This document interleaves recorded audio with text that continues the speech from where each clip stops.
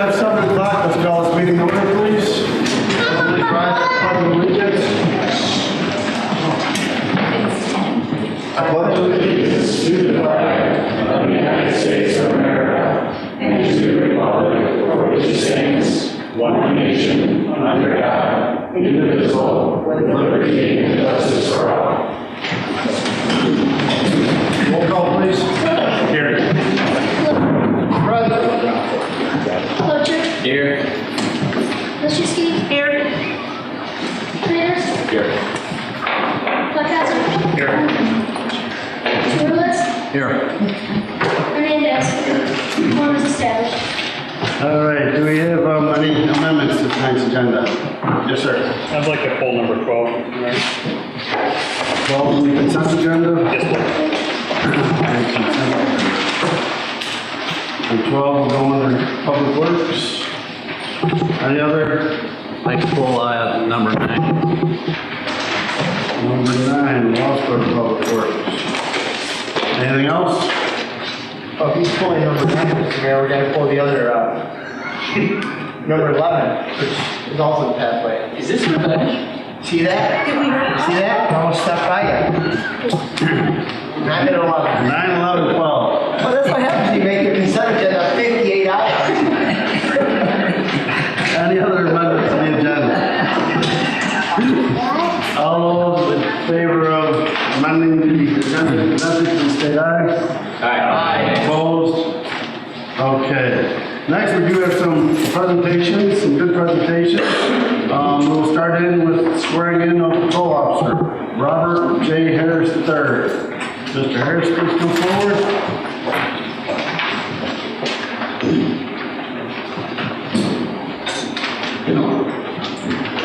Good, how are you? Good. Please raise your right arm and repeat after me. I state your name. I, Robert Harris, Having been appointed to the office of patrol officer having been appointed to the office of patrol officer in the United City of Yorkville, in the United City of Yorkville, in the county of Kendall, aforesaid, in the county of Kendall, aforesaid, do solemnly swear do solemnly swear that I will support the Constitution of the United States, that I will support the Constitution of the United States, the Constitution of the State of Illinois, the Constitution of the State of Illinois, and I will faithfully discharge the duties and I will faithfully discharge the duties of the office of patrol officer of the office of patrol officer of the United City of Yorkville Police Department of the United City of Yorkville Police Department according to the best of my ability. according to the best of my ability. Welcome aboard, sir. Thank you.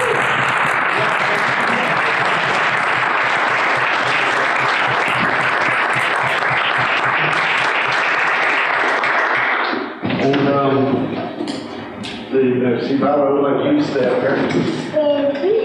Join you and your family. Join the picture. Yeah, can you bring them up? You'll bring them up for a picture. Get a picture of us. That's your dad.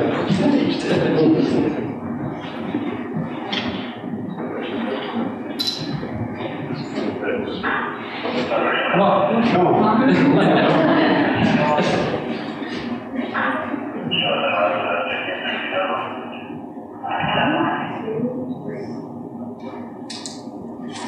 Thank you.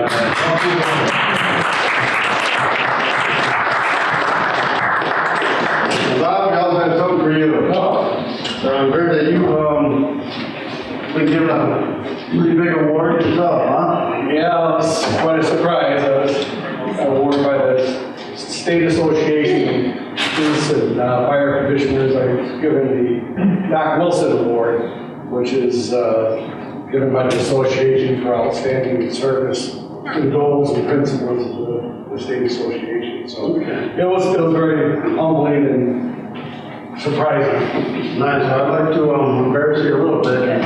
Go over all of your accomplishments in the city. So that's quite a bit. So Bob Johnson spent countless hours giving back to the Yorkville community through his many years of public service.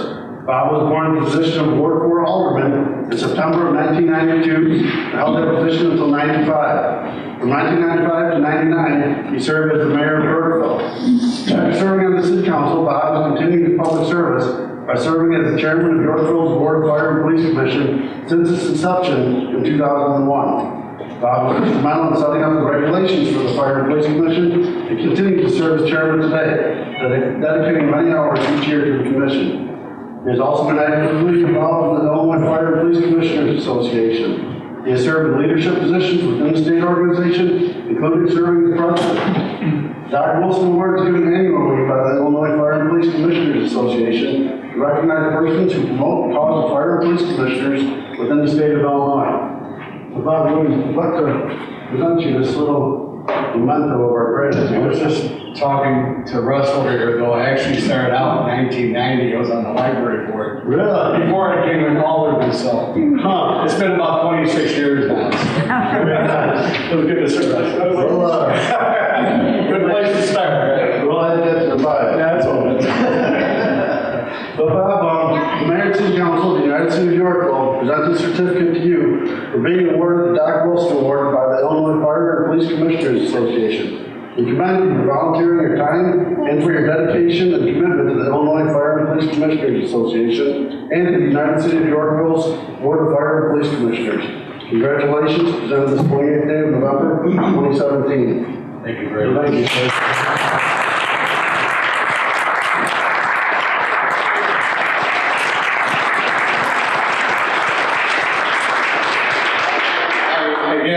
I thank you very much. It's the second surprise I've gotten this month, and I'm very humble and very grateful. And 26 years I've been associated with the city. It's been a labor of love, so it's very easy to do those things when you feel that committed to it. I do want to recognize my wife, Carrie, sitting in the back.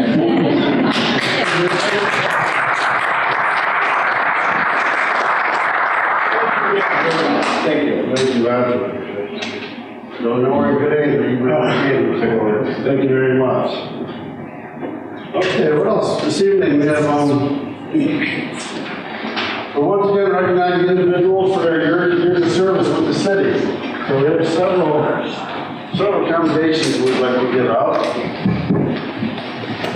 First would be Pete Rados from our building code official. So Mrs. Barksdale Noble will come forward, and Mr. Rados.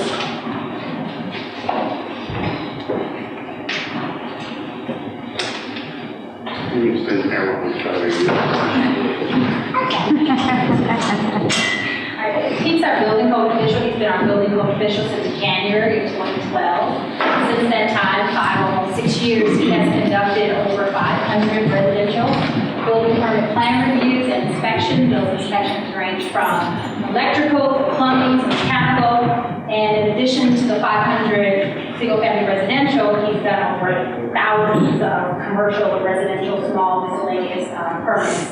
He's done those in a timely manner with significant success, no outsourcing or very limited, and without incident. He also serves as an interim inspector for Kendall County as part of the intergovernmental agreement. So he'll do inspections for Kendall County and their building code officials on vacation and vice versa. He's done that for 4 years. With a background in building trades, he's a licensed plumber, and he currently holds 5 certifications from the International Coal Council. He is currently a supervisor of staff of 2 full-time employees and 1 part-time in the Building Safety and Zoning Division of the Community Development Department. And we thank you for your 5 years of service and dedication, and we appreciate it. Have your So we'd like to present you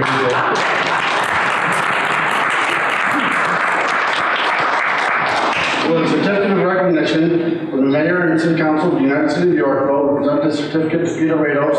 We're grateful for your appreciation for your 5 years of service and dedication to the United City of Yorkville in 2012 or 2017. Thank you. Thank you very much. It was a great addition.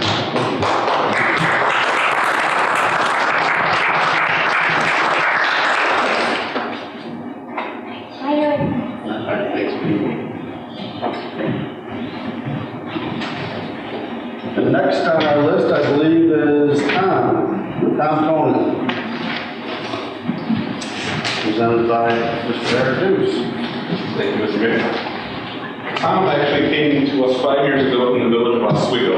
Prior to that, he had been with a private engineering firm as a construction inspector, correct? And before that, he had a very long career at Village of Northern Ohio. Tom is our Class A water operator and our head water operator in charge, responsible operator, I believe is the title. What that does is that means that he is a point of contact for the EPA, federal, and the IEPA as well for water quality issues, water main installation, and making sure that things are, that we are following the rules correctly. Tom actually is also responsible for helping produce 2 million gallons of water a day for our residents. He makes sure that chlorine residuals are right, fluoride is right, and that it's fresh water that we give to our residents every day. I want to say thank you very much for your 5 years of service, and hopefully there's many more. Thank you.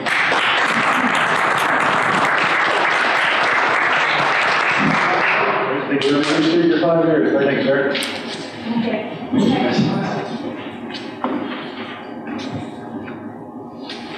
Thank you.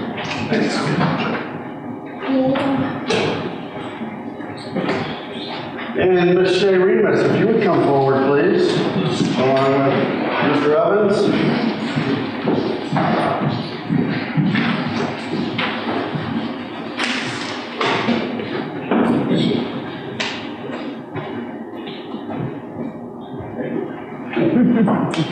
Your show. Yeah, your show. Shay here is our superintendent of recreation. She oversees all of our recreation programming, special events, athletics, preschool, child development. Kind of a quick background on her. She graduated from Winona State University in 2007. Shortly after graduation, she came and did an internship with us. During the internship, we instantly knew Shay was going to be a great employee and a star in the field of Parks and Recreation. And so we were very fortunate that we had a position open up shortly afterwards. And not only did we convince her to apply for the position, but convince her to take the position. She's been with us for the last 10 years, where she's held not only as recreation coordinator, she was a recreation manager, and then her current position is superintendent of recreation. In addition to her duties here with the city, she's also heavily involved with 2 of our professional organizations. We have our National Parks and Recreation Association, which she's a member and a certified Parks and Recreation professional. And in addition to our state, Illinois State Parks and Recreation Association, now she's a member, but she's a graduate of the Professional Development School, which is a 2-year management program. During her time there, which we know with her duties here, she did very well there. They asked her to be a regent, which she was for the last couple of years, and just recently was nominated and selected as the chairman of the school, which is exciting for her as well as for the department. She is the wife to Matt, who is here, mother to Lainey and her newborn Violet, which her and I get to complain about each of our newborns over here in the last few months. Not only has it been an honor working with Shay, she's an outstanding employee and a great asset to the city, but she's a better person, and that comes out in everything she does every single day, and it shows with our staff, and it shows with all the people she works here with the city. So it's an honor to be standing here with you, working with you the last 10 years, and hopefully 10 more, either here or somewhere else together. So thank you very much. Thank you very much. I appreciate it.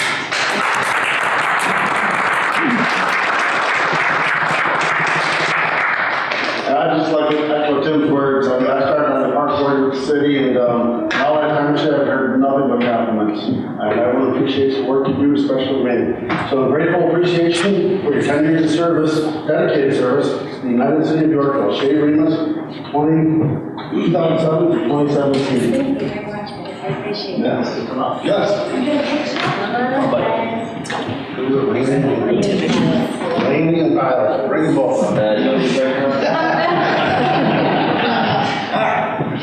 Let's do the carrier.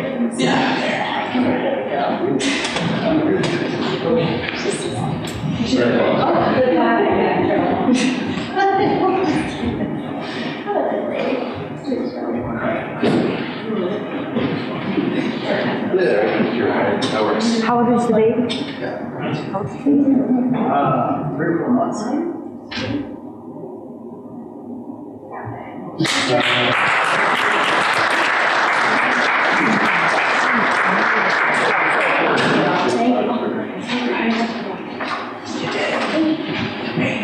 And last but not least, I would like to recognize Chief Carter. Chief, will you please come forward? Thanks, Tim. Very nice. And Chief, before I read your bio here, I would just like to say, that you make my job easy. I mean, I enjoyed your service to the city, and I always know that the residents are in good hands. I think we have top-notch, 4 seconds to none, well-trained and well-respected. And I know that's in no small part of your leadership. Rich joined the department as a sworn patrol officer in 1992. He was sworn in as chief in 2010. He came in highly qualified, having experience as a member of the U.S. Army Military Police Airborne Division, as well as already being a member of the Kendall County Special Response Team and working as a sheriff's deputy here in Kendall County. He remains a Kendall County Special Response Team member since 1991. With the Yorkville PD, Chief Hart moved up the rank from officer to chief. During that time, he worked in many capacities. In 2000, he became a school resource officer, juvenile detective. In 2001, a range master firearms instructor, team leader of the ILEAS Weapons of Mass Destruction Team, and holds many certifications and specialized training certificates. He is a former president of the Kendall County Chiefs Association. He graduated from the Northwestern University Staff and Command Class 194 in 2004. He assisted with the cleanup operation of Hurricane Katrina in 2005 and attended the FBI National Academy Class Session 248 in Quantico, Virginia. He graduated in 2012. So thank you again, Chief, for 25 years of service and dedication to the city. We really appreciate and value your efforts. We would like to present to you.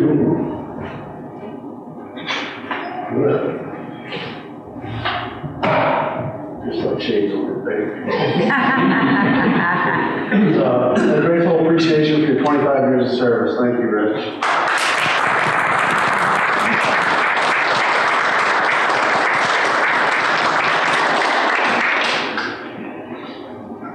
So, tell us a little bit, I mean, you've seen this town from its infancy.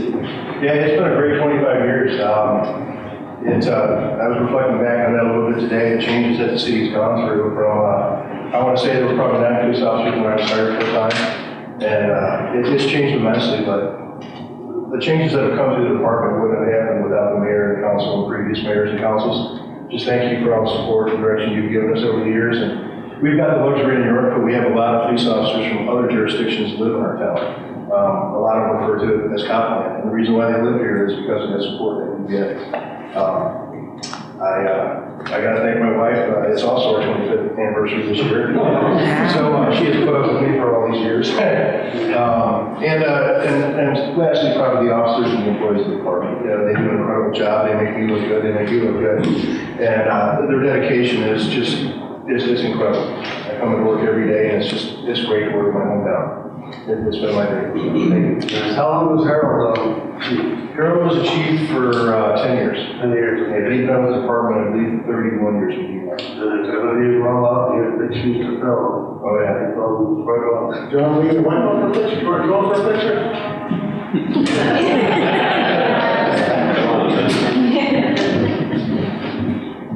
Behind every good officer. Oh, cool.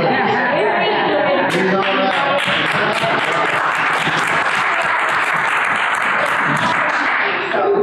I definitely married up.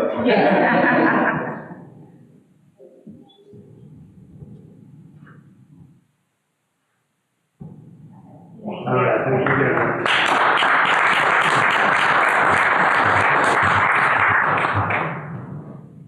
Okay, now on to our regularly scheduled program here. We have no public hearings. Do we have any citizen comments on items that are on the agenda this evening? Yeah. Please step forward, state your name for the record, and sign in, please. My name is Jason Hedman.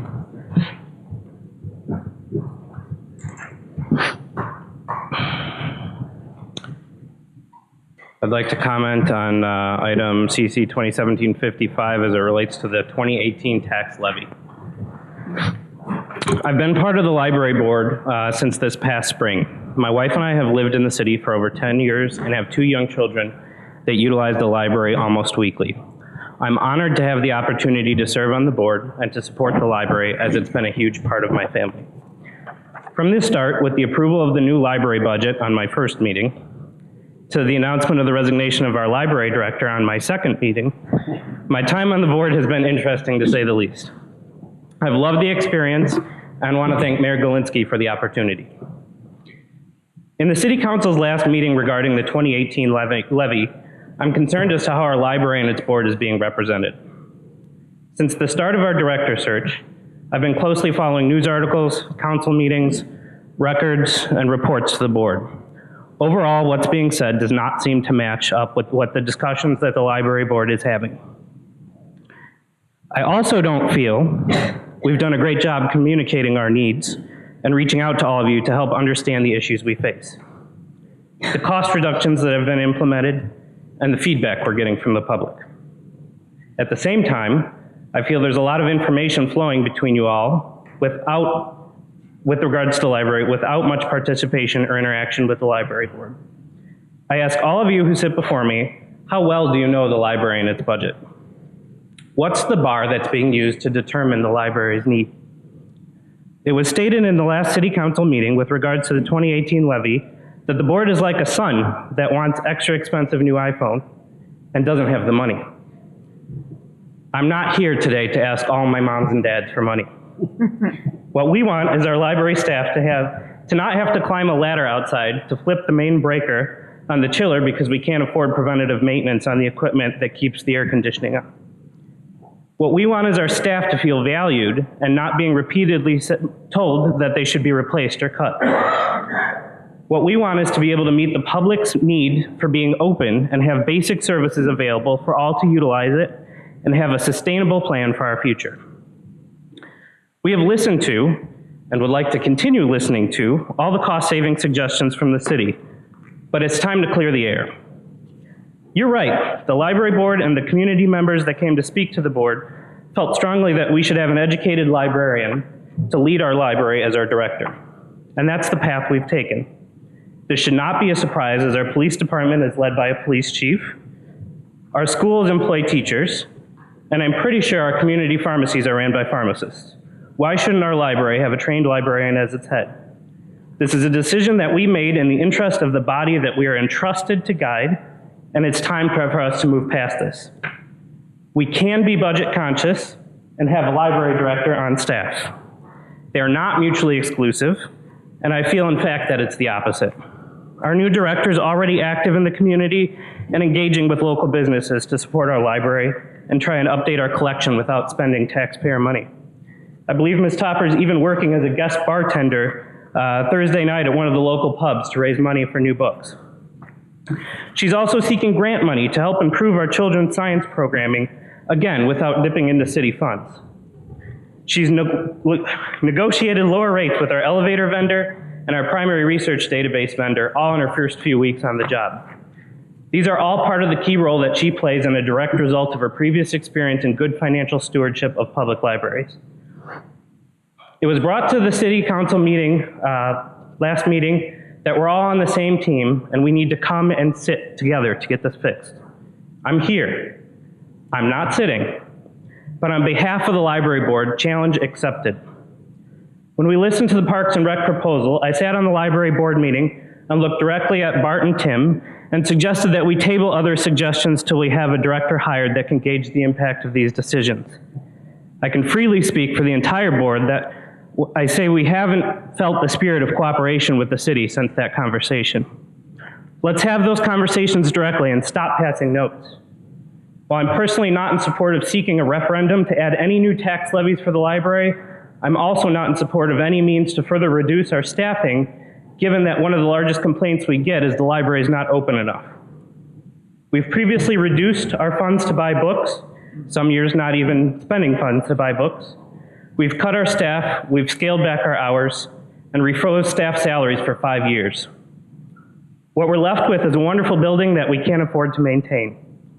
We have a budget problem to solve, and I'm confident that the people in this room, along with the library, have the means to solve it while keeping our staff whole, our building maintained, and our city served in a fiscally responsible manner. All right, so here's the interactive part.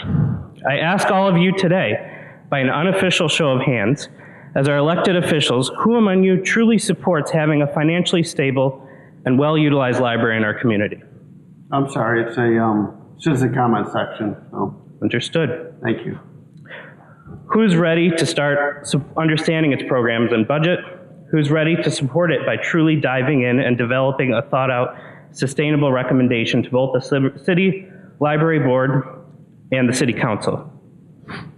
We all know we can cut staff to save money and increase our tax levy to balance our budget, but these are easy answers to toss around that are only skin deep without fully understanding the intricacies of how these decisions impact taxpayers and the library operation.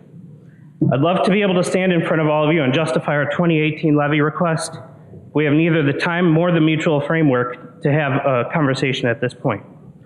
However, with the mayor and city council's approval, I'd like to recommend a joint committee of 2 representatives from both the library board and the city council and our library director to start the process of developing recommendations to both the city and the library board for the next budget cycle and levy.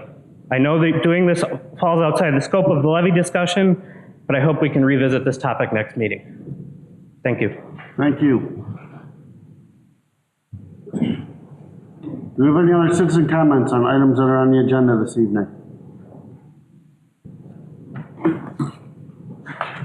Hearing none, I'll entertain a motion to approve the consent agenda as amended. So moved. Second. Roll call, please. Wilson. Aye. Wojcicki. Aye. Lewis. Aye. Reeves. Aye. Montgomery. Aye. Coe. Aye. Hernandez. Aye. Fletcher. Aye. Motion passes. I will entertain a motion to approve the minutes of the regular city council meeting of October 24th, 2017 as presented. Second. Comments, questions, or corrections on minutes? All those in favor of approving as presented, please state aye. Aye. Opposed? Okay, under mayor's report, there's a proclamation somewhere in this 1,000-page packet. I don't have a copy of the proclamation.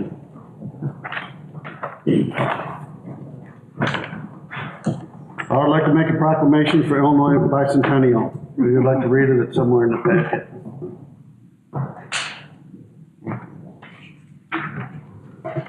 Next, we'll move on to tax levy. I'll entertain a motion to approve a resolution requesting separate limiting rates for all city funds and authorize the mayor and city clerk to execute. Second. Comments, questions? Roll call, please. Reeves. Aye. Lewis. Aye. Wilson. Aye. Montgomery. Aye. Wojcicki. Aye. Hernandez. Aye. Coe. Aye. Fletcher. Aye. I'll entertain a motion to approve an ordinance for the levy and assessment of taxes for the fiscal year beginning on May 1, 2018 and ending on April 30th, 2019, and authorize the mayor and city clerk to execute. So moved. Second. Comments, questions? Roll call, please. Lewis. Aye. Wilson. Aye. Montgomery. Aye. Wojcicki. Aye. Hernandez. Coe. Aye. Fletcher. Aye. Reeves. Aye. I found the Illinois bicentennial proclamation. Would anyone like to hear it? Available at illinois200.com. Illinois200.com, there you go. Okay, now the next item under mayor's report is just an update and conversation on the TIF 1, TIF 2 process. Bart attended the Kendall County Board, Finance Committee, and Committee of the Whole meeting. I think you're gonna update us on that a little bit, or? Yeah, I've sent everybody emails on the outcome of the vote at the board meeting, which was 4 yes, 3 no's, 1 abstention, and 1 present vote, which tallies up to a 4-4 to 1 vote. And 1 absent. Yes, which failed. Counties are unique, separate from municipalities in that the majority of their business can be conducted with a less than majority vote. So if 7 out of 10 county board members show up to something, they can vote 4-3 on something and have it be approved. Whereas most of our ordinances that we vote on have to be a simple majority of everybody that's on the board.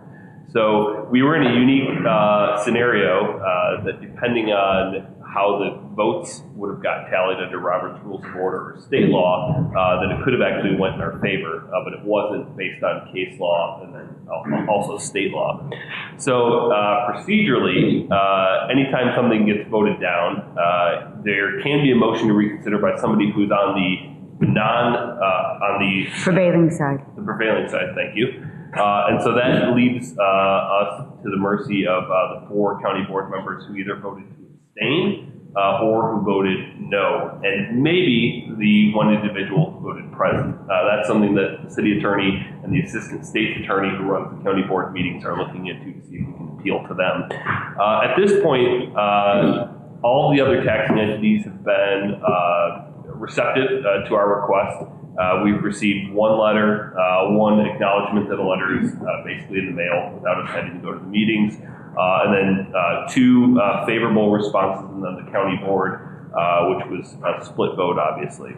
So at a staff level, we still think that the formation of the 2nd TIF district and the extension of the 1st district is the best option for all the taxing entities involved, including ours, and the best way to make downtown redeveloped in a timely manner.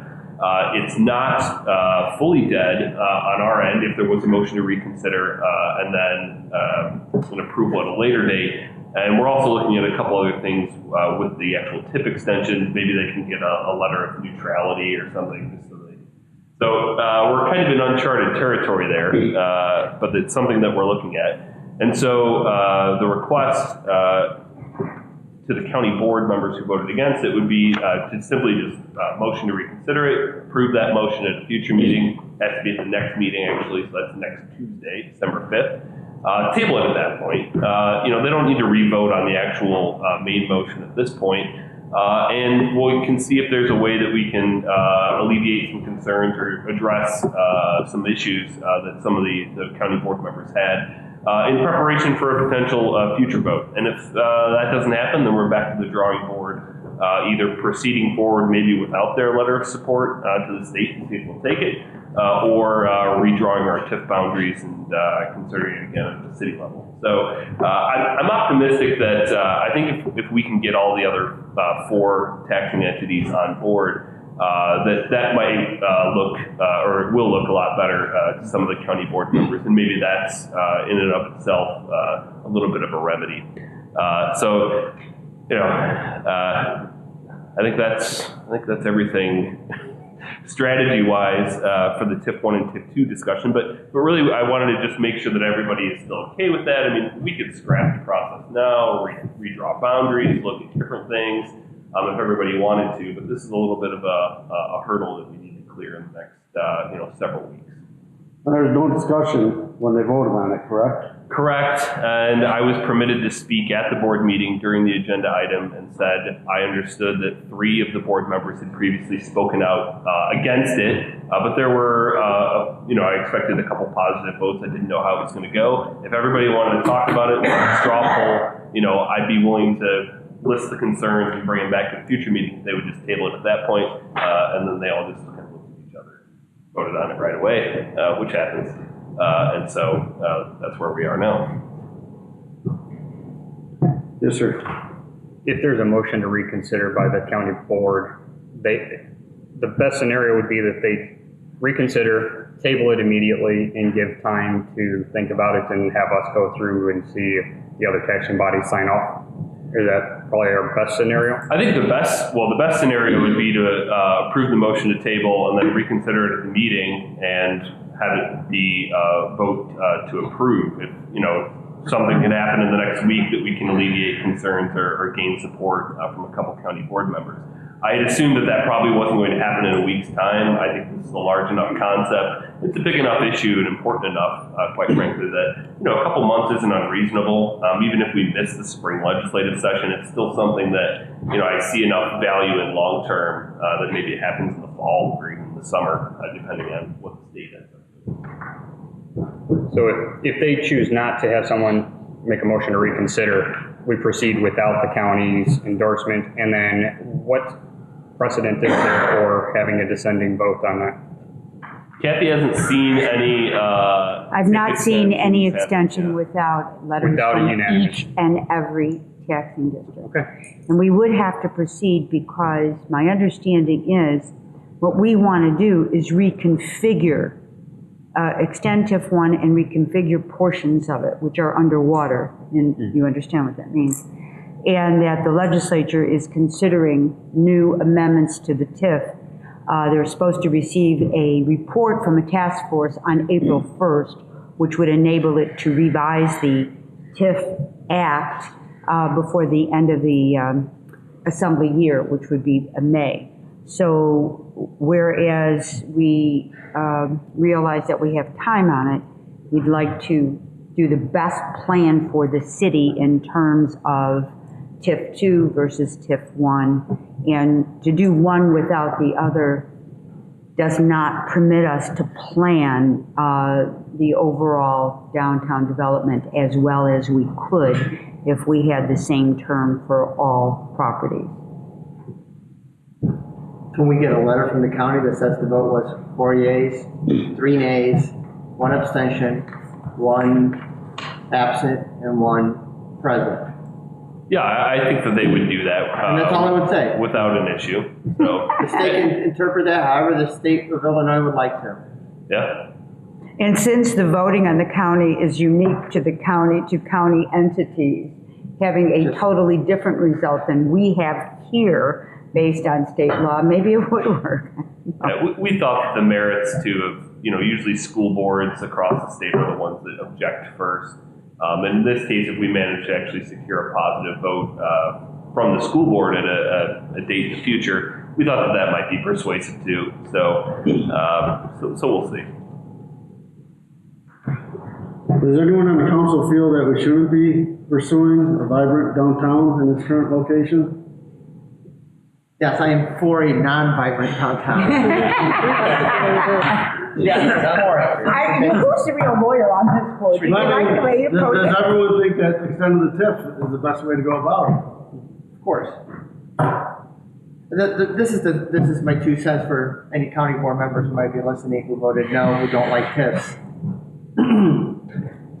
I don't like TIFs either. That's the thing. The funny thing is, this is not about a TIF. This is about a TIF that was there. It was unfortunately formed at a very bad time where the bubble burst and didn't have an opportunity to show its full potential and come to fruition. We're trying to revive a TIF that, frankly, I'm not a big fan of TIFs, but it's there. We're stuck with it. It's the elephant in the room. It would benefit everybody. It would benefit the county. It would benefit the city. The county voting yes on this is not going to cost them anything. Frankly, it's a little disappointed. I think we've worked very well with the county. We try to be good partners and good stewards of this community together. And for them to vote no on this, frankly, it's very disappointing to me. So I hope they would reconsider. And I understand if you don't like TIFs. I don't like TIFs either. But you know what? Sometimes, unfortunately, you're stuck with the girl you brought to the dance. And this is the girl we brought to the dance. Kind of like your position on bike beds. Which I've been very consistent on. Yeah. Any further discussion? I think everyone's in agreement. I mean, that's our best course of action, to see if we can get a motion to reconsider. And even if they don't reconsider, we would still proceed forward, finish out the process with the township and the school district, get those on file, hopefully, and then reevaluate at that point. And the motion to reconsider would come from board member Gilmore, Davidson, Hendricks, Purcell, who abstained for an unknown reason. Possibly Kellogg. Or possibly Kellogg. So the first three I said were the no votes. And then we had our abstention, which was Purcell, which he didn't give a reason for abstaining, I take. Well, John doesn't like TIFs. He doesn't like TIFs. I mean, I know, but I mean, he just doesn't like TIFs. I get it. The clarification on the votes that I put in my email is I'm not the county clerk, and I know both newspapers in town have reported the vote tally and county board members differently, and so I haven't sought official declaration, but my recollection of what occurred when I was in the room, and Lynn was there too, or no, not for the vote, was as I wrote it. Okay. Yeah, because the media report I read was different than your vote count. Yeah, and then the other media report was a different, so, yeah, Were any of the reports favorable to us? We'll take that one. No, unfortunately. Okay, anything else, and where we're at in the process? All righty, thank you, Bart. Where are we at here? Public Works Committee, and we moved a couple things from the consent agenda. So we start with the three that we pulled first? Well, however you want to do it, I'll turn it over to you, sir. Thank you, Mr. Mayor. All right, I need a motion for authorization number 3 on the Kennedy Road shared use path and authorize the city administrator to execute. Second. Comments or questions on that? Roll call, please.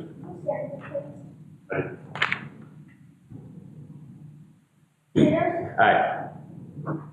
Lewis, Nay. Wolfson, Nay. Lukasher, Aye. Lichtenstein. Aye. Hernandez. Aye. Coe, Aye. Butcher. Aye.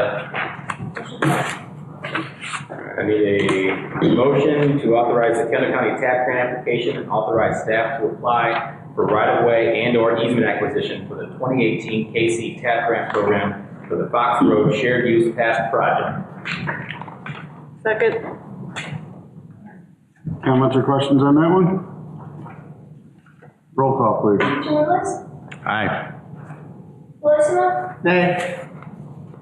Lukasher, Aye. Lichtenstein. Aye. Hernandez. Aye. Coe, Aye. Butcher, Aye. Peters. Aye. Motion passed. All right, Number 12. Number 12. The approval of an ordinance amending the code of ordinances regulating on-street parking for Mill Street and to authorize the mayor and city clerk to execute. Second. Comments or questions? Yes, sir. The reason I pulled this, I just was looking for clarification. We're cleaning up the language for the one part to remove the on pavement for the parking restriction. Our ordinance stipulates that you have to pave, or you have to park on a paved area exclusive of the area between the curb and the sidewalk. Correct. I just want to clarify, if this creates any other problems with enforcement, we have areas that don't have curbs, do have sidewalk, but it's grass. I just want to make sure that the intent is to not have people parking in the grass areas if there is a curb and sidewalk. So if there's no curb, somebody legitimately could park there. You're not allowed to park on porous surfaces, so grass, even gravel, in certain areas. If pavement, for some reason, that might be okay. I don't believe that along that stretch there are any areas though that prevent that. Okay. However, we have a dozen streets through the downtown areas that have gravel side areas that are frequently parked. We have areas that are grass that are parked. This comes down to an enforcement and an interpretation of our ordinances. If we're saying it has to be a paved area and you can't park between the sidewalk and curb, this creates kind of a handbag of potential problems. I know we've not had issues other than isolated areas. We have a couple areas that, I think there's one on Eustis where somebody's basically parking on the grass in the parkway area. And we talked to the police about that. Parking on like the gravel shoulder is okay as long as there's not a no parking sign. Okay, so explain that correctly. And I get that, but if there's a 8-foot wide gravel area between a sidewalk and this road that's intended for parking, that's prohibited by ordinance. There's no curb there. But there's no curb, there's no, but the language says no parking in the parkway. It's very explicit, no parking in the parkway. Right. So you can see where I'm having some issues of interpretation here potentially. I know what the intent is, that we just don't want people parking in the grass. Between the curb and the sidewalk. But if you go through other parts of the ordinance, we have, not this, what's cited in here, but we have areas that specifically say 1016 3D5 that all open off-street parking areas shall be improved with pavement And then we have the section that talks about no parking on city parkways. So there's just a little bit of an issue that I see. I know we're not citing people for parking on those gravel areas, but is that something, is there a way to clean it up that we're very specific to these areas, not? Aren't parkways by definition grass containing? I don't. Parkway is the area between the right-of-way and the edge of pavement. It's not defined as grass necessarily. The intent is to have a parkway, a grass area, but that's not the case in the older sections of town. So I don't have an issue with, what we're doing. It just, it raises some potential issues that I don't know how we clarify it, because we're always going to have these areas that are not going to go away for side street parking. Sure, and that may be an issue that we have to address more from an enforcement perspective and then bring something back if there's a clarification. We were just trying to eliminate the confusion on Mill Street with the odd language on the sign. And typically, government fixes one problem, creates another one. Yeah, it happens. Anyone else? Roll call, please. Wilson. Aye. Lefferts. Aye. Wilczynski. Aye. Hernandez. Aye. Pope. Aye. Wiltshire. Aye. Winters. Aye. Fearless. Aye.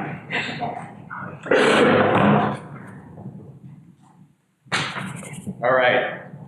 I make a motion to approve a resolution authorizing application for the Illinois Transportation Enhancement Program and execution of all necessary documents for the Fox Road Shared Use Path. To approve a resolution authorizing application for the Illinois Transportation Enhancement Program and execution of all necessary documents for the ComEd Shared Use Path. And to approve a resolution authorizing application for the Illinois Transportation Enhancement Program and execution of all necessary documents, downtown hill streetscaping, and authorize the mayor and city clerk to execute. Second. Comments or questions? Can't vote on those separately? One bunch of applications. Be personal. Just vote no. Done with it. All right. Any other comments or questions? Yes, sir. I have a quickie. I think all three of them are kind of cool. I know that we don't have any money lined up for any of those items, but as most of us have learned, if you don't ask for it, you won't get it, and nothing's going to happen anyway. So while they're all long shots, I think they all have individual sets of merit that are kind of cool. And being one of the, being young enough to have children that run away from me in a bunch of random park locations because they're my children and they like to upset me, I think 2 out of these 3 would be very, very, very cool. Just as far as how our other county maintained parks are. In addition to all the parks that we have in town, I think it's further things that kind of toot our horn as a place. So I think it's pretty cool. Yes, sir.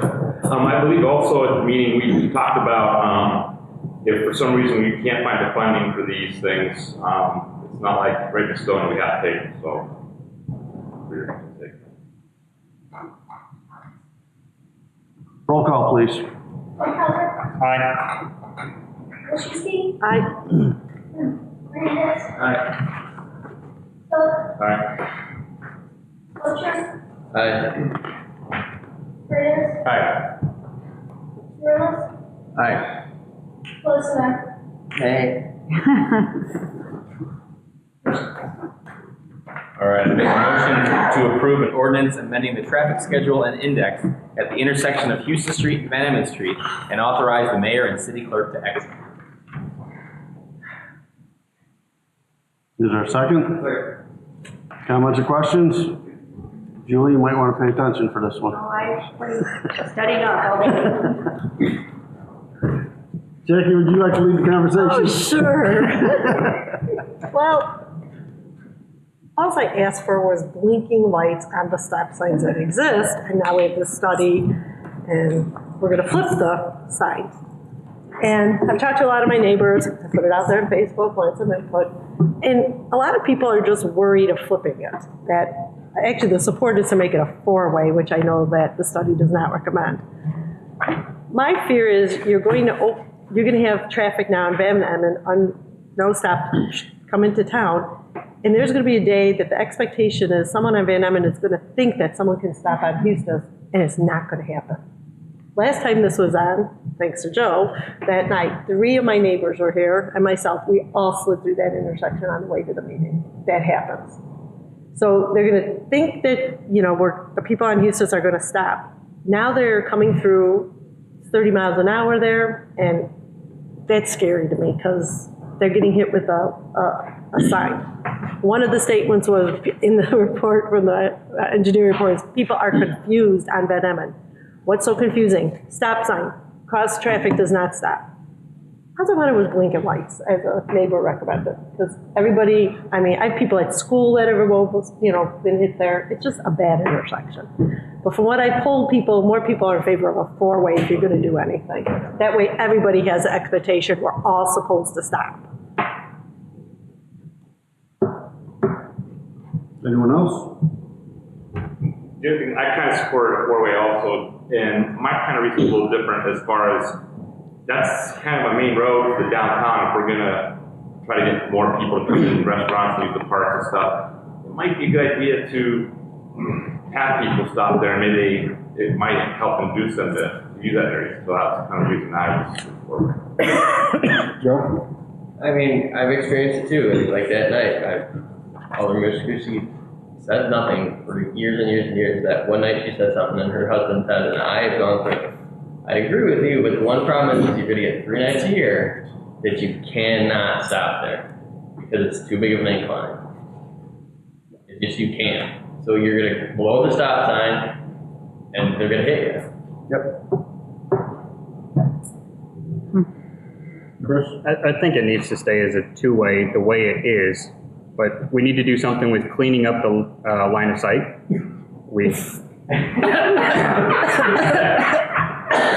That would be particularly the northeast corner of the intersection where we have some overgrown vegetation and other obstructions on the corner. I think that's would be very helpful, but the comment's been right. If you're coming down the hill, you're not going to stop. Lines of sight are poor. Jackie's spot on. It's a stop sign, says cross traffic does not stop. If you can't follow that and you get hit, come on, people, this is stupidity at its best here. The signs are there, the signs work, people are just not they're not obeying the law, they're not following the traffic controls. This is not an issue of the need for more signage. This is an issue of people actually obeying what the signs are there and us actually making sure that this intersection is safe, because if we put a stop sign coming down the hill, no one's going to stop. They're going to slide right through. We already have expectations that people go through that intersection north-south. Changing them, switching them from one to another, it doesn't work. It's just maybe a roundabout. Yeah, I understand how traffic studies work, that they do basically the vehicle counts is kind of one of the primary, and obviously there's more traffic on Van Emmon than there is on Eustis. So I get that Eustis should stop to Van Emmon and Van Emmon, but I don't think traffic studies take into consideration the pitch of the road and that several days a year cars are going to go through that intersection whether they like it or not. It's happened to me. I think it's happened to everybody. And even some of the lesser roads that aren't as pitchy, it's happened to me. I'm over by the old courthouse, going down that hill. I've gone, thank God there was no train coming because I didn't stop and I couldn't stop. That happened. I think the worst option is flipping the signs, because Van Emmon, those people are just going to go. They're not going to just slow down. If somebody's getting T-boned, it's going to happen. So I think the traffic study option is by far the worst option of flipping the signs. I like the idea of keeping it the way it is, or I would be okay with a 4-way stop, at least Van Emmon is stopping, and if somebody slips and slides down through that stop sign, at least Van Emmon is stopped, and it shouldn't be that bad of a crash. So I would be okay with either one of those options, but I would not be okay with flipping it because the eventual T-bone is coming. Joe? It pretty much is a 4-way stop. Or did you say Joel or Joel? I don't care. Pretty much is a four-way stop. Anybody that lives in that neighborhood stops there because they blew that sign up in. That's what they said was confusing the other drivers. And just as a note on here. John's line of use says, don't stop. You should just lay on your horn as you go through. And what was interesting, I noted in the meeting, if you look, there's a list of accident dates, and two of them, I bet you, if the chief pulled it, I would love to know what the weather was that day, because one was November 6th. Driver northbound on Houston slid into the power pole, and then there's one on January 27th of 2014. Driver northbound on Houston slid into the stop sign. There's a perfect example. I think there was a third one too. I was like, I bet you they were weather related, and they just could not stop. My husband went down that street sideways. He went back into our drive, Eric, I called Eric that day. It was dry ice, and his work truck, which was a big Ford, it went down sideways, and he just prayed nobody was gonna be down there at that end. So, and it was black ice, you couldn't even tell it was gonna do that. What was the problem with the flashing stop sign that Jackie initially brought up? We don't think that it will improve or will prevent crashes at the time. So it's really that's not going to a better outcome. And then additionally, it doesn't change the main issue we see from the accident data of the orientation of the stop signs. So I mean, it's possible it could work, and I've tried to phrase this in two different ways to improve it. There's preventing accidents, and then limiting the city's liability for the accidents too. So any of the solutions could possibly prevent accidents. We don't know everything after we study it, but based on history, I mean, we make the recommendation, and then the recommendations help limit your liability from post-accidents. So that's what we've looked at. So I mean, if everybody says the best way to do this is to keep it as it is and to put up blinking stop signs, that's fine. They're probably $5,000 to $10,000. Yeah, in that range. And if that's, yeah, for the large ones, yeah. But if that's the direction, that's fine. We're not optimistic that it would improve anything. From a reliability standpoint, since the study says there should be stop signs on Houston. Correct. Would we reduce our liability by making a four-way stop? No. Because we put stop signs on Houston. No, and that gets into the way traffic engineering and modeling are used to make the recommendations. So the recommendations say, depending on, I don't even know if topography is a qualification, but accident history, line of sight, traffic count, etc. This is the recommendation. So when you deviate from it, you potentially open yourself up to additional liability. We still have tort immunity. I mean, we've had the intersection in place since 2010. So we've got all the accident data since then of like a dozen or so. And we haven't been sued and haven't been found liable on it. So, I mean, there hasn't been any claim history on it. But it does, open yourself up to a little bit of liability. Yes. I mean, just from a liability standpoint, we know the ridiculous lawsuits that we have to face in this city from people no matter what we do. So, I'm not going to allow somebody to get T-boned on Houston because a study told me to allow them to get T-boned so I can reduce my liability. No, I'll take the extra liability. We get sued for the dumbest stuff in the city anyway. What's one more piece of litigation? So. And if it doesn't get thrown out, so be it. Yeah, I'm not going to let somebody get T-boned because a traffic study said to do it. So it sounds like consensus is to leave it the way it is, right? Not that we're voting on a change. Yeah, well, you vote no, it stays the way it is, right? Correct. Right, we vote no. It stays the way it was. It's like whenever the last one. Yeah, and then if you want to revisit the issue of flashing red lights, we can talk about it again, I guess. There's ones on, I was telling them on Route 52, where on, going into Morris, 52 and 47. They have portable ones. I was wondering if we could just borrow them for a while. See if we like them. See, we The like. flashing lights might confuse the Well, they're just drivers. like nice little, a normal size stop sign with lights, and they're solar operated. Okay, maybe they're 10 grand then. Yes, sir. Now we have to worry about sign pollution. Just kidding, totally kidding. That's a throwback to Bristol Bay. One of the things that I learned in this discussion is that you can't utilize stop signs for speed control or speed reduction. But more importantly, if we see there's an issue and we spend time and money on examining the issue and the results aren't what we like, and we decide not to proceed with the results of the study that we kind of pushed, it's, in my opinion, not listening to a study is similar to voting against a study, like having the four-way stop sign. So while I get the concerns, I understand it, my experience with USIS is to avoid it. But then again, I have that luxury, you do not. I mean, going south to Fox might be, the way that you can go if you're already kind of halfway down the hill.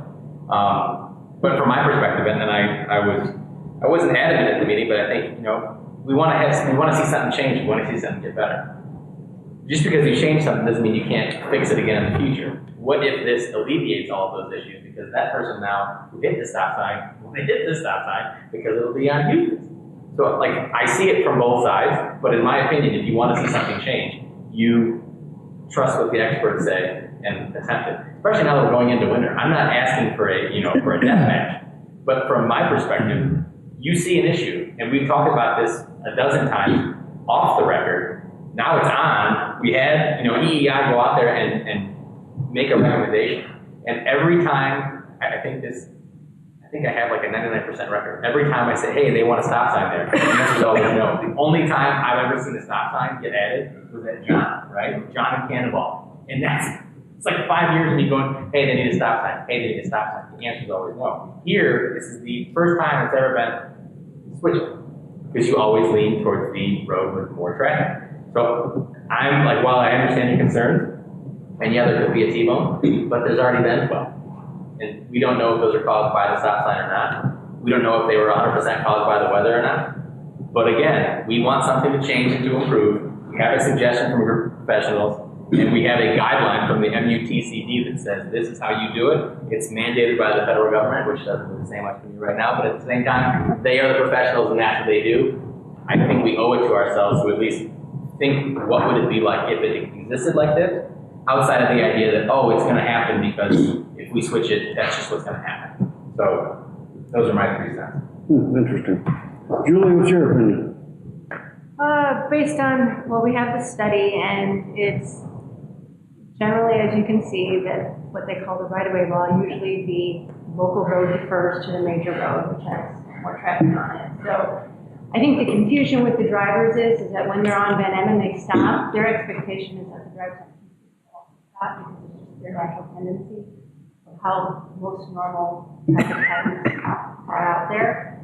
So that's probably where the confusion is that when they stop at Van Em and then they proceed through the intersection, their expectation is that those people on the local minor road, which is used, will also stop. But that's not the case out there. Is there the sign that says cross-traffic? There is. Yeah, it's right here. It's a massive sign. It's not your tiny little one like in the neighborhood. It's huge. There is. I drove through the intersection several times today to get to the I think both east and west that sign is there, right? Question. So Jackie, you asked for the flashers on this, right? How did the study get initiated? Yeah, I don't know how this. Let me ask that. How did the study get initiated when all she asked for were flashers? We've talked about this intersection in various capacities, I think every year for the past 7 or 8 years. And we hadn't done a study on the orientation of the stop signs since, I think the last time it was fully discussed in 2010. Okay. Or whatever the minutes were showed. So rather than go through the exercise of spending $10,000 without city council authorization, I said, you should put forth the effort to map now the accident history from the past 7 or 8 years and make the recommendation as to, if we think that a lit sign is going to help, great, we should go do that. And if not, then we need to know what the recommendation is and go from there. Okay, so Alderman Milszewski asked for flashing lights. It was not conveyed to her yes or no. It was brought forward a full study of the intersection. No, I believe I've answered, I don't know if it's verbally or in email, a few times that we didn't think the flashing signs would help. And given their cost, that we didn't think they were help. We didn't want to unilaterally proceed at a staff level. So if the city council votes, 5 to 8, hey, we're going to do flashing signs, that's fine. We'll go do them. Well, then all I want to have clear in my mind is we had a request of can we put flashing lights, and then we come back with a full study. So is there, correct me if I'm wrong, Jackie, but was there a little bit of a disconnect there from what your request was to what's in front of us? I didn't expect that we do a full study. And then when we did, I was surprised that it came back that way. I really thought because it was recommended in the past to be a 4-way. And that was when all the neighbors didn't want that either. So, but I just put the request out, was that a possibility? I even told them, come on from 52 and 47, look at the signs. Is that something we could do? Because the reason I'm asking this one is, we ask questions all the time, can it be done, can it be done? I know we ask for signs, residents ask for signs. The studies are very easily done, we bring them through. But I think this one where Jackie was asking, can we do that, was more of, is it cost effective, can we do it? Now we have a study that's putting us in a potential litigation issue. Do the signs work right now? 50-50 yes, 50-50 no. I mean, the traffic incident reports show 6 eastbound, westbound, 6 northbound, southbound, and 1, basically somebody just took out a bunch of mailboxes. So with the traffic information, it's not clear as to what the cause is. I don't think this is something, Joel, that we change it just because the study was there. It just seems like we're going after something that's not warranted for an actual change, even though we've got a study that says, yeah, you change it. I just don't get why we are looking at something that really wasn't asked to be studied in this manner.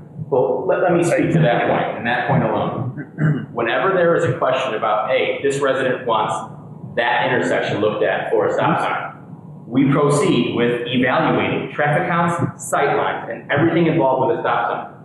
We give residents the luxury of having a full, okay, your concerns are important to us. Let's look at it comprehensively, and they do that.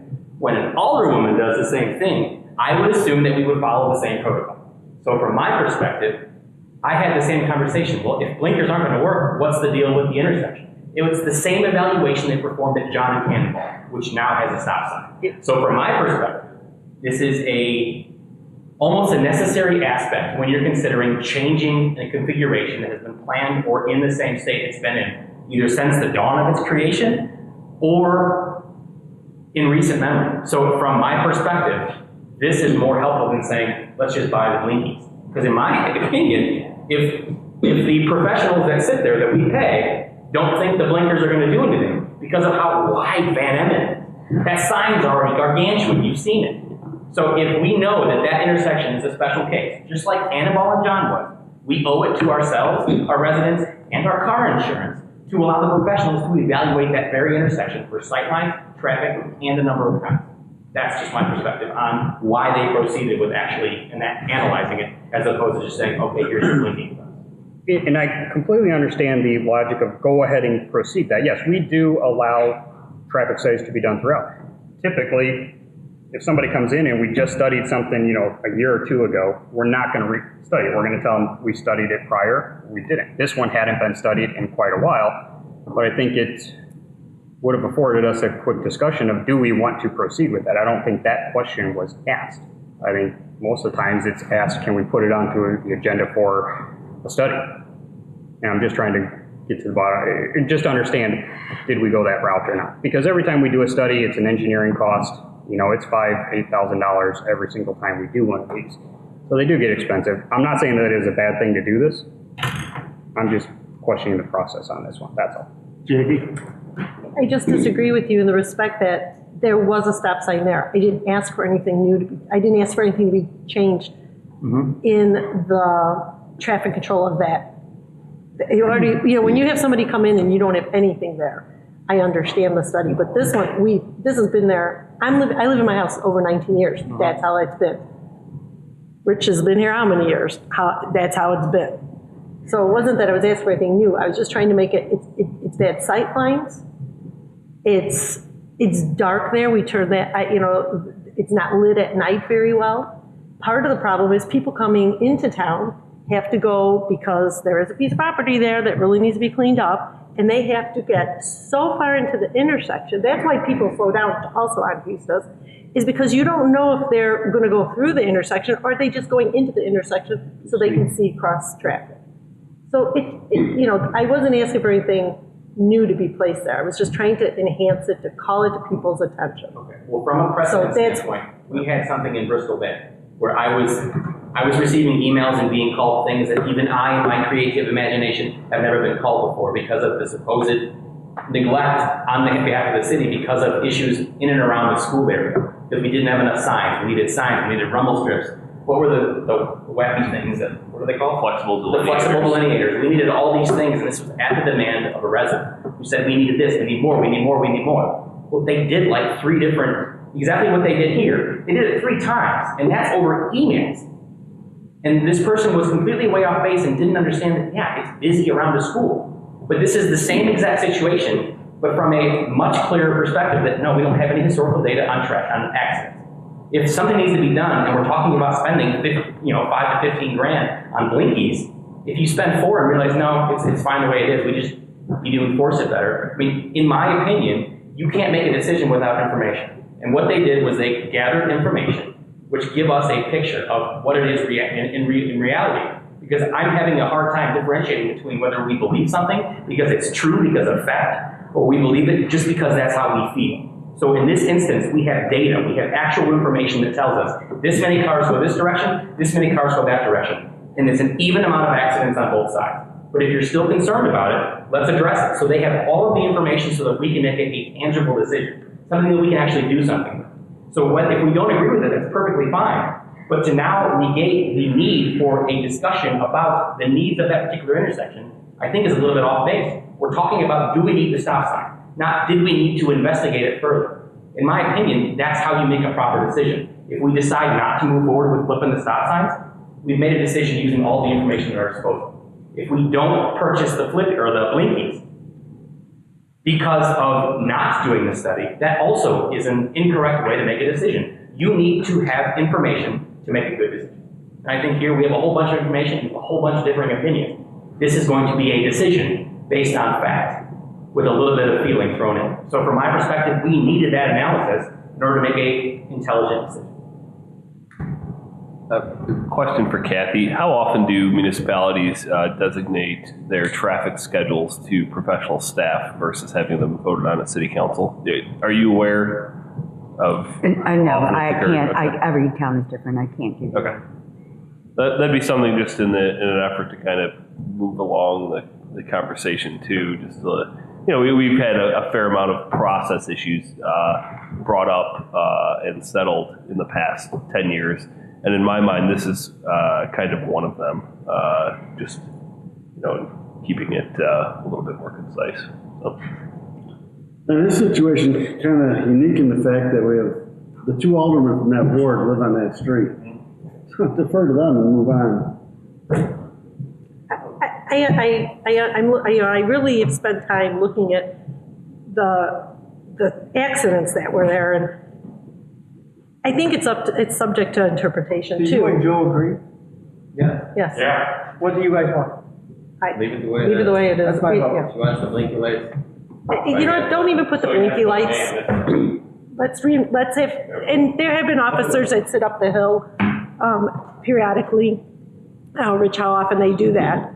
But I have seen them, they'll come sit up and catch people. Maybe we just have to make it more obvious. If you're gonna go through it, you're gonna get a ticket. I just was trying to. Strips, like we talked about it before, do we need another street light there? I just, no. No, I don't have. We need people to be educated, see a sign and stop. I call the vote. Yeah. Oh, Joe wanted to say one more thing. Call the question. Roll call. We haven't done that in a long time. I did it once years ago. Do we need a second to call the question? We call the question, that's it. You have a vote on calling the question, so do we want that, or do we want to We'll just just vote. Yes. Okay, roll Yes. call. Nay. Nay. Nay. Nay. Nay. Nay.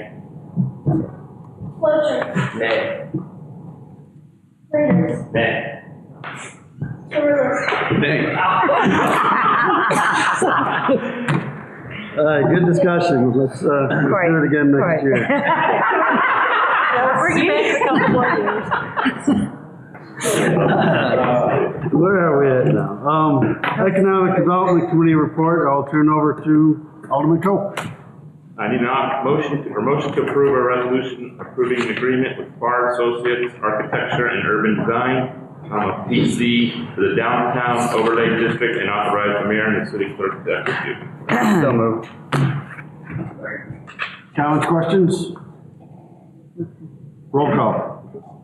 Aye. Aye.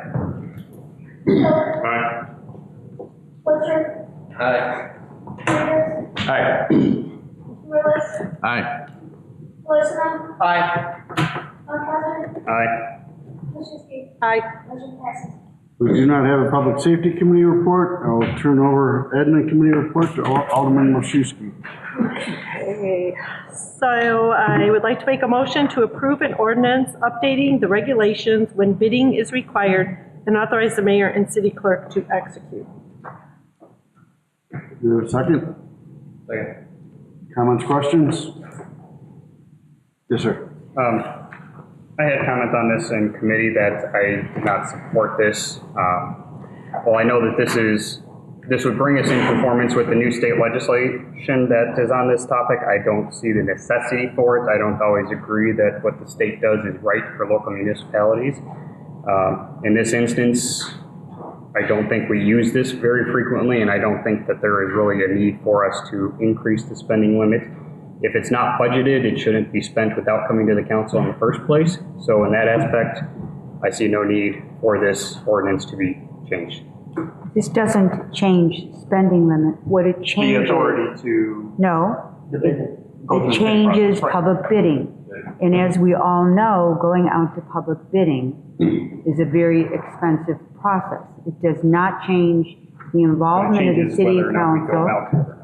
It changes the public bidding part. And because of inflation over a period of years, it was the legislature's determination that public bidding requirements, in order to be updated to mirror current costs, not to require bidding. You still have the same authority. This does not increase our city manager or administrators' spending authority. Just Even so with that, you know. with our new purchasing manager, you know, for her to go through, look through what we need, I think it still gives greater oversight at the level it's at. I'm not certain that it needs to be changed. Just so you know, it doesn't change authorization. Just to be clear, I mean, the ordinance is drafted such that the band of staff authorization will move from 5 to 20,000 to 5 to 25,000. Oh, I'm sorry. So it is drafted that way. Right. How many years has it been 20,000?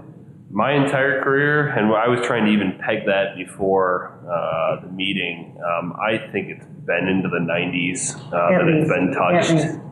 And just another reason to do it that didn't get put in the memo and I didn't even think of, but the purchasing manager is assuming that Oswego, which already has more liberal purchasing policies than we do, is going to do it. And so she said it would create some incongruence and issues with her projects if we're not on the same page there. Anyone else? Comments, questions? Yes, sir. I would just say on the contractors on, spending something that's 20 grand to 25 grand is like, really? I mean, that's a drop in the bucket. I've changed out gaskets for $1 million, you know. We've had councils have arguments over. Oh yeah, I know. employee appreciation costs of a few $100s. Not to say that that's the issue here, but If a contractor has to make a proposal and a bid, that costs you money. It's hidden in there, but it costs you money. Anyone else? Roll call. Aye. Butcher, Aye. Reader, Aye. Loomis, Aye. Lucian, Aye. Wondersen, nah. Mushiski, Aye. Hernandez. Aye. Okay, I'd like to make a motion to approve an ordinance for the amended levy and assessment of taxes for the fiscal year beginning May 1st, 2018 and ending April 30th, 2019 in and for the United City of Yorkville Special Service Area Number 2006-119-119 for Sunflower Estates and authorize the mayor and city clerk to execute. Second. Comments or questions? Roll call, please. Butcher, Aye. Reader, Aye. Loomis, Aye. Lucian, Aye. Wondersen, Aye. Mushiski, Aye. Hernandez. Aye. Okay, we have nothing from Park Board, nothing from Planning and Zoning, no City Council report, City Clerk's report, and Community and Liaison report. Staff reports? No reports? Any additional business? If not, I'll entertain a motion to go into executive session for litigation and collective negotiating matters. So moved. Roll call, please. Aye. Aye. Aye. Aye.